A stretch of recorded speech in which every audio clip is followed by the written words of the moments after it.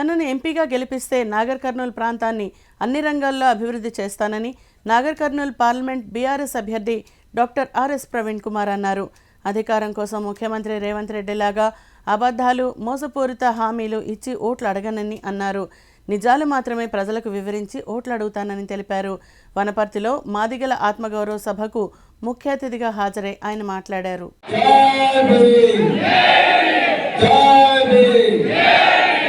తిమ్మాజిపేట మండలంలో పుట్టి హైదరాబాద్ నగరానికి వలసపోయి ఇంతకుముందు పానగంటి కళ్యాణ్ గారు చెప్పినట్టుగా హైదరాబాద్ నగరానికి వలసపోయి పారిశుద్ధ్య కార్మికులుగా మారి ఆ పారిశుద్ధ్య కార్మికులకు ఉండే కష్టాలు కన్నీళ్ళన్నీ కూడా సాయంత్రం కాగానే మరి మర్చిపోవడానికి తాగుడుకు అలవాటయ్యి ఆ రోజు ఎక్కువగా మందు కలిపిన కళ్ళు తాగి మీదింటి మనోహర్ మీదింటి పాఠశాలలకు అది కేవలం ఒక డిప్యూటీ కలెక్టర్ ర్యాంక్ ఉన్న అధికారి చేసే ఉద్యోగమైన హంగులు ఆర్భాటాలు అన్ని వదిలి ఈ రోజు నేను ఏ వర్గాల నుంచి వచ్చిందో ఆ వర్గాల బిడ్డలు చాలా దయనీయమైన పరిస్థితుల్లో ఉన్నారని చెప్పి నేను ఆ రోజు గురుకుల పాఠశాల సెక్రటరీగా వచ్చాను. గురుకుల పాఠశాల సెక్రటరీగా వచ్చి ఇలాంటి వేలాది మంది లక్షలాది మంది బిడ్డలకు ఒక కొత్త జీవితాన్ని ప్రసాదిద్దామని చెప్పి నేను గురుకుల పాఠశాలకు వచ్చిన. ఈ రోజు రాజకీయాల్లో కూడా అందుకోసమే వచ్చిన అమలారా దయచేసి గుర్తుపెట్టుకోండి. ఆస్తుల కోసం కాదు, హోదా కోసం కాదు, కార్ల కోసం కాదు, లేకపోతే వేల ఎకరాల భూముల కోసం కాదు, మీ అందరి జీవితాల్లో మార్పు తీసుకురావడం కోసమే నేను రాజకీయాలకు వచ్చిన. దయచేసి గుర్తుపెట్టుకోండి. నిజానికి చాలా మంది అడిగినారు, సార్ మీకు ఈ ఐపీఎస్ ఇంత గొప్ప ఐపీఎస్ ఉద్యోగం ఎట్లా వచ్చింది? ఇంత గొప్పగా వచ్చి ఇంత కష్టపడి తెచ్చుకున్న ఐపీఎస్ ఉద్యోగాన్ని ఎందుకు తృణప్రాయంగా మీరు వదిలేసింది? నేను నిన్న కూడా అచ్చంపేట సభలో చెప్పిన, మీకు కూడా చెప్పాలి ఆ విషయం. నేను ఐఏఎస్ ఐపీఎస్ అదే విధంగా మరి స్పీకర్లు, డీజీపీలు, చీఫ్ సెక్రటరీలు, పెద్ద పెద్ద అధికారులు వాళ్ళ బంగళాలు నివాసం ఉండే బంగళాలు ఉండే కుంజంబాద్ ప్రాంతంలో ప్రభుత్వం నాకు ఒక క్వార్టర్ ఇచ్చింది.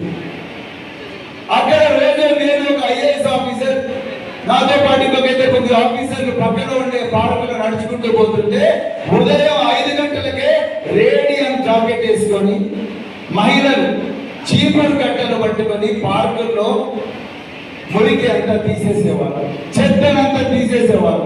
వాళ్ళ చెట్టు కింద కూర్చొని అప్పుడప్పుడు ముచ్చట్లు పెడుతున్నప్పుడు మేము వాళ్ళ దగ్గరికి పోయి, అమ్మ మీరు పొద్దున 5 గంటలకు వస్తారు, మీరు రేడియం జాకెట్. వనపర్తి జిల్లా కేంద్రంలో మాజీ మంత్రి సింగిరెడ్డి నిరంజన్ రెడ్డి తన నివాసంలో విలేకరుల సమావేశం నిర్వహించారు.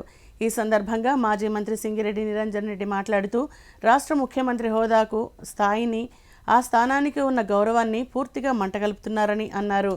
రేవంత్ రెడ్డి విషయ పరిజ్ఞానం లేని కుసంస్కారని వ్యాఖ్యానించారు. రాష్ట్ర ముఖ్యమంత్రి హోదాను, స్థాయిని, ఆ స్థానానికి ఉండేటువంటి గౌరవాన్ని పూర్తిగా మంటగలుపుతున్నటువంటిది రేవంత్ రెడ్డి.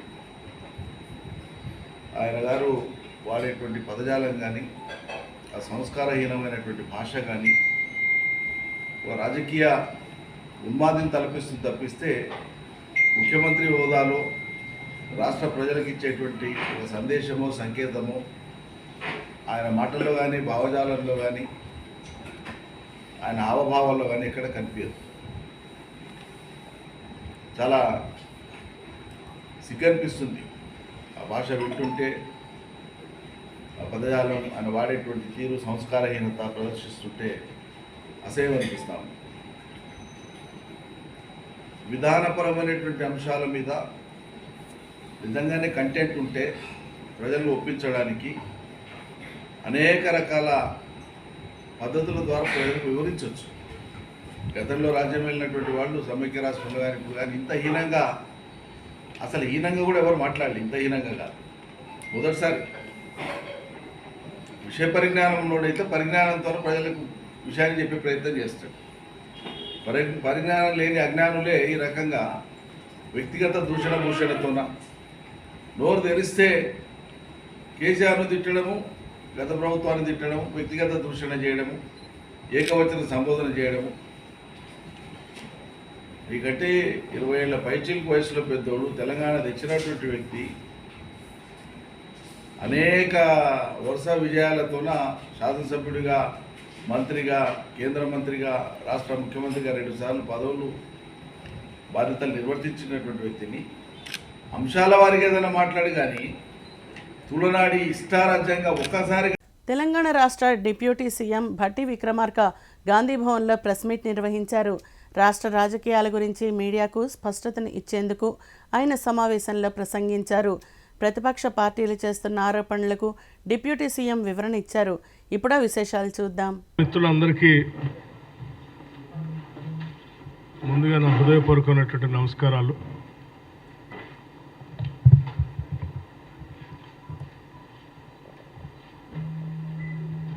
రాష్ట్ర కాంగ్రెస్ నుంచి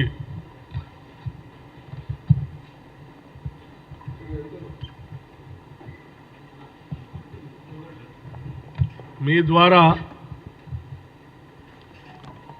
రాష్ట్ర ప్రజలకి, దేశానికి కూడా కొన్ని విషయాలు స్పష్టంగా చెప్పాలనేటువంటి ఆలోచనతోనే ఈరోజు గాంధీభవన్ నుంచి ఈ మీడియా సమావేశాన్ని ఏర్పాటు చేయడం జరిగింది. దేశంలో ఈరోజు జరుగుతున్నటువంటి సాధారణ ఎన్నికలు ఈ దేశంలో వెనుకబడి ఉన్నటువంటి దళిత, గిరిజనులు, బలహీన వర్గాలకు సంబంధించి వారి హక్కులు, వారికి రావాల్సినటువంటి వాటా నష్టపోయేటువంటి ప్రమాదం భారతీయ జనతా పార్టీ ప్రభుత్వం ద్వారా చాలా స్పష్టంగా కనిపిస్తూ ఉంది. భారతీయ జనతా పార్టీ ఎప్పుడు అవకాశం దొరుకుతుందా అప్పుడు ఈ దేశంలో భారత రాజ్యాంగం ద్వారా ఆనాటి కాంగ్రెస్ ప్రభుత్వాలు ఇచ్చినటువంటి రిజర్వేషన్ని ఎప్పుడు తొలగిద్దామా అనేటువంటి ఆతృతతో ఎదురు చూస్తూ ఉన్నాయి. అందుకే వారు పదే పదే మాకు 400 సీట్లు ఇవ్వండి,